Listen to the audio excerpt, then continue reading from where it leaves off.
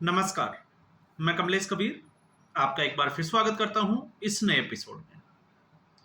आज के इस एपिसोड में हम बात करेंगे शरद पवार की, क्योंकि जब से राहुल गांधी ने चुनाव आयोग के ऊपर हमला बोला सीधे तौर से, उसके बाद शरद पवार का भी एक बयान आया और शरद पवार का बयान यह था कि उनसे दो लोगों ने मुलाकात की महाराष्ट्र के विधानसभा चुनाव, और उन दोनों लोगों ने 288 सीटों वाली विधानसभा में 160 सीटें या 160 सीटों पर जीत दिलाने की गारंटी दी और फिर उन दोनों लोगों से राहुल गांधी की मुलाकात भी करवाई, लेकिन राहुल गांधी ने इनकार कर दिया।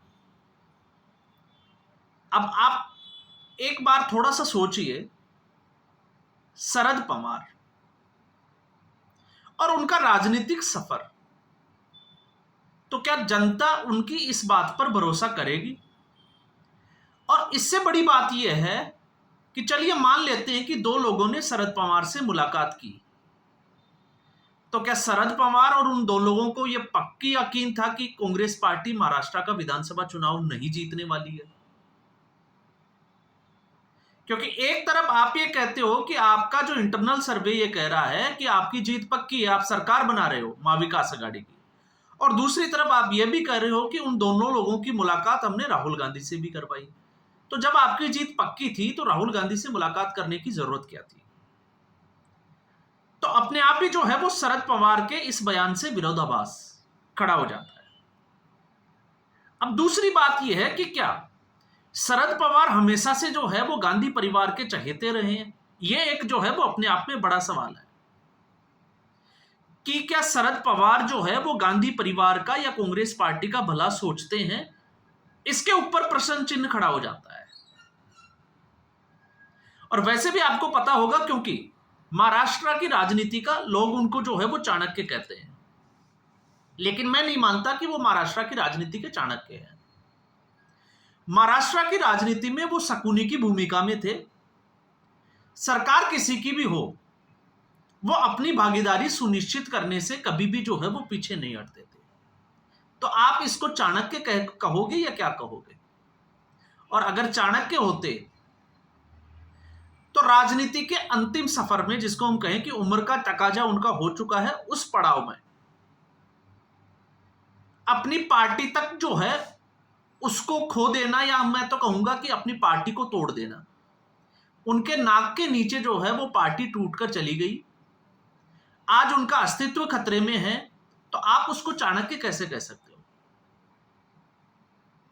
चाणक्य वो होता कि 2000 ये अभी जो 24 के लोकसभा चुनाव हुए और उसके बाद में जो विधानसभा चुनाव हुए, उसमें वो महाराष्ट्र में महाविकास आघाड़ी की सरकार बनाते।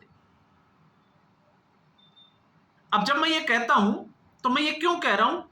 मैं 2019 की उस बात पर वापस आऊंगा इसी बयान से, लेकिन इस वक्त शरद पवार ने, क्योंकि जब मैंने कहा कि दोनों हाथ में लड्डू लेकर चलते हैं, एक तरफ उन्होंने राहुल गांधी का समर्थन कर दिया और दूसरी तरफ उन्होंने मोदी सरकार का ट्रंप के टैरिफ को लेकर समर्थन कर दिया।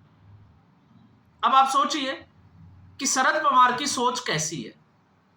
तो शरद पवार का राजनीतिक कैरियर आप लोगों को पता ही होगा, 1960 के दशक से शुरू होता है और कांग्रेस पार्टी से ही शुरुआत होती है। सबसे कम उम्र की जो है वो विधायक बनते हैं कांग्रेस पार्टी की वजह से, लेकिन फिर कांग्रेस पार्टी से वो रेड्डी कांग्रेस में चले जाते हैं। ये आपातकाल की बात है, लेकिन आपातकाल की बात भी मैं इसमें जो है वो वीडियो में नहीं करूंगा।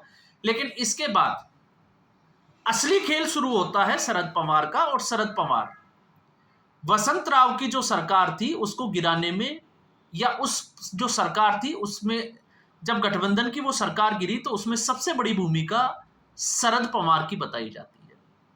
तो पहली बार कांग्रेस पार्टी की पीठ में खंजर भोंका था शरद पवार ने। 40 विधायकों के साथ वो पार्टी छोड़कर चले गए थे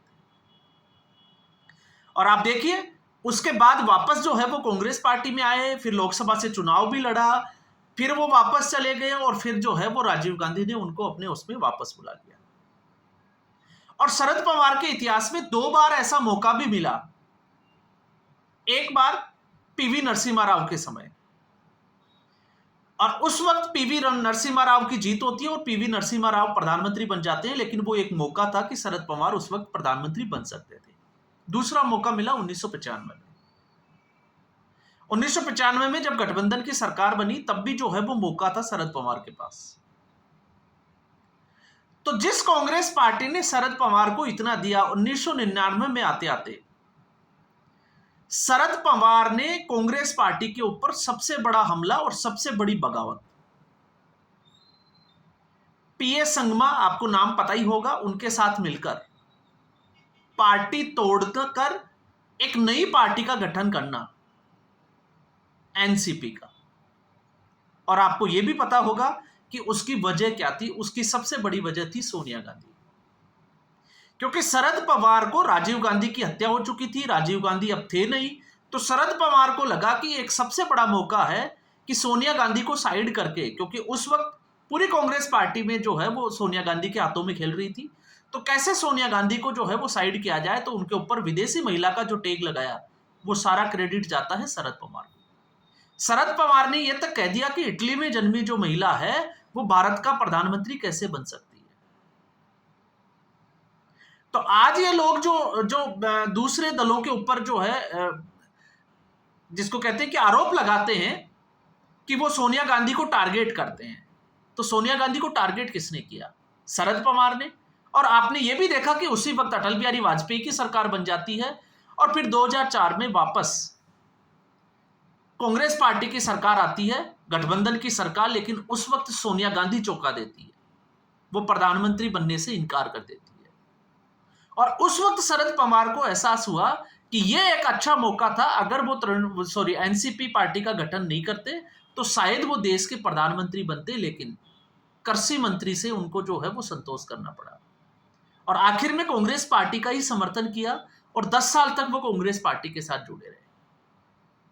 फिर महाराष्ट्र के जो, अगर हम देखें राजनीति में, तो महाराष्ट्र की राजनीति में 2014 में तो बड़ा कुछ हाथ नहीं लगा, लेकिन 2019 में, जिसको चाणक्य बोलते हैं, मैं उसको चाणक्य नहीं मानता। इसलिए नहीं मानता क्योंकि उस वक्त भारतीय जनता पार्टी की जो सीटें थी वो 122 से 105 सीटों पर आ गई, और भारतीय जनता पार्टी शिवसेना के साथ मिलकर चुनाव लड़ी। तो शिवसेना की नजर, क्योंकि भारतीय जनता पार्टी का समीकरण खराब हुआ, तो शिवसेना की नजर मुख्यमंत्री की कुर्सी पर पड़ी। और जब मुख्यमंत्री की कुर्सी पर पड़ी तो शरद पवार ने उस मौके का फायदा उठाया और लालच दिया उद्धव ठाकरे को कि अगर उद्धव ठाकरे महाविकास आघाड़ी में आ जाता है कांग्रेस पार्टी को, और कांग्रेस पार्टी भी तैयार नहीं थी, तो कांग्रेस पार्टी को अगर उस वक्त साथ लाने का श्रेय जो अगर किसी को जाता है तो वो जाता है शरद पवार को। क्यों? क्योंकि दो विपरीत विचारधाराओं की लड़ाई थी, एक बाला साहब का कट्टर हिंदुत्व और दूसरा जो सावरकर को जो है वो हर रैली में अपमानित करने वाली कांग्रेस पार्टी। और हिंदुओं को आपने, अब तो थ्योरी जो है वो बहुत सारी सामने आ चुकी है, तो आप समझ सकते हैं, एक वो पार्टी जो राम मंदिर को, राम सेतु के मुद्दे को लेकर सुप्रीम कोर्ट में हलफनामा देती है और राम को काल्पनिक बताती है, और एक दूसरी पार्टी जिसका गठन करने वाले बाला साहब ठाकरे ये कहते हैं कि बाबरी विध्वंस में जो कार सेवक थे, जो शिवसैनिक थे, उनके ऊपर उनको गर्व होता है। तो ऐसे में आसान तो नहीं था, लेकिन शरद पवार को यह पता था कि इस वक्त जो है वो कमजोर कड़ी उद्धव ठाकरे है, कांग्रेस पार्टी नहीं है। उस मौके का फायदा उठाया। हालांकि इस बीच अजीत पवार को आपने ये भी देखा, एक साजिश के तहत किस तरीके से अजीत पवार को भारतीय जनता पार्टी के साथ भेजा, और वो 80 घंटे की आपको पता ही होगा शपथ। लेकिन उसके बाद जो खेल पलटा, क्योंकि अब जो है वो शरद पवार को सब जान चुके थे, क्योंकि शरद पवार का स्वभाव है दोनों हाथों में लड्डू लेकर घूमना। और इसी के तहत आपने देखा शिवसेना तो टूटी, लेकिन वो अपनी एनसीपी को भी नहीं बचा सके, और आज उस एनसीपी की जो अजीत पवार के अंडर में है, उसकी ज्यादा सीटें हैं शरद पवार की पार्टी के बजाय।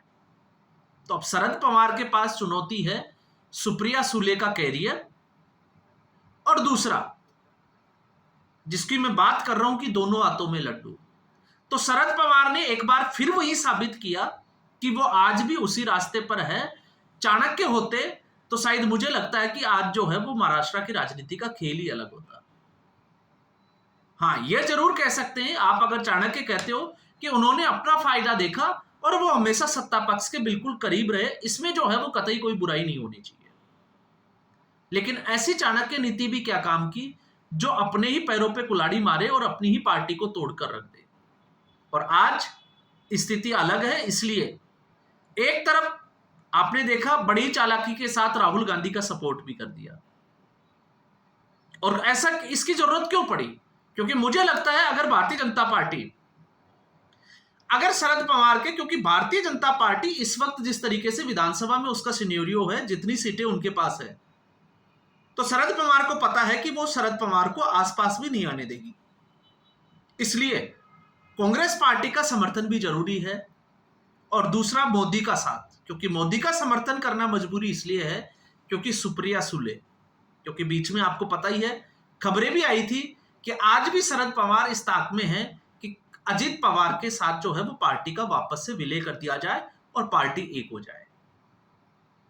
तो अब चुनाव आयोग को लेकर राहुल गांधी जो है वो दिन प्रतिदिन आप कह सकते हो कि एक्सपोज होते जा रहे हो, लेकिन जिस तरीके से शरद पवार भी इस कड़ी में जुड़ गए और देवेंद्र फडणवीस ने किस तरीके से उनको आड़े हाथ लिया, वो आप सभी ने देखा ही होगा। तो आज के एपिसोड में बस इतना ही। उम्मीद करूंगा वीडियो एपिसोड आपको पसंद आया होगा। वीडियो को लाइक करें, शेयर करें, चैनल जरूर सब्सक्राइब करें। धन्यवाद।